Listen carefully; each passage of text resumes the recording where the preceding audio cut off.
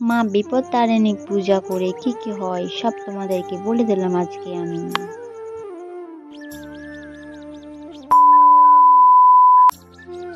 Hello বন্ধুরা, আমি চন্দনা, আমার চ্যানেলে তোমাদেরকে স্বাগত জানাই। তোমরা সবাই কেমন আছো? আশা করছি সবাই ভালো আছো, আর আমিও খুব ভালো আছি তোমাদের আশীর্বাদে।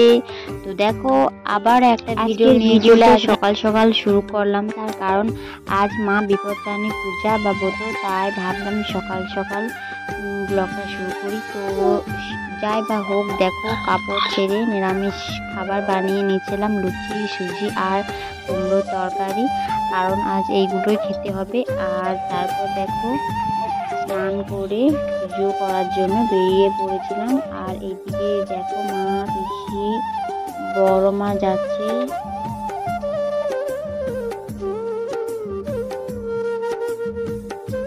আর এই যে মন্দিরটা দেখছো, এখানে মায়ের আগে পুজো হতো, এখন এটা নতুন হচ্ছে, এটা প্রতিষ্ঠা হবে, তারপর আবার এখানে পুজো শুরু হবে।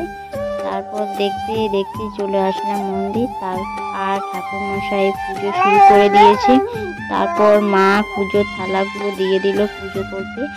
আর মা বিপত্তারিণী পূজা বা ব্রত করলে যা মা বিপত্তারিণী সকল বিপদ আপদ থেকে রক্ষা করে। তারপর এইদিকে দেখো মা বিপত্তারিণী ব্রত কথা শোনাচ্ছিল ঠাকুরমশাই। তারপর এইদিকে দেখো আমি সবাইকে একটা করে পান পাতা আর সুপারি আর বাতাসা দিয়ে দিচ্ছিলাম।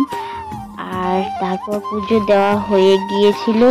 তো বন্ধুরা, ভিডিওটা এই পর্যন্তই। যদি ভালো লেগে থাকে তাহলে লাইক করে দিও, কমেন্ট করে দিও, সাবস্ক্রাইব করে দিও। আর দেখা হচ্ছে কোনো নেক্সট ভিডিওতে। আর যারা নতুন তারা আমার চ্যানেলটাকে সাবস্ক্রাইব করে পাশে থেকো। Tata, love you all.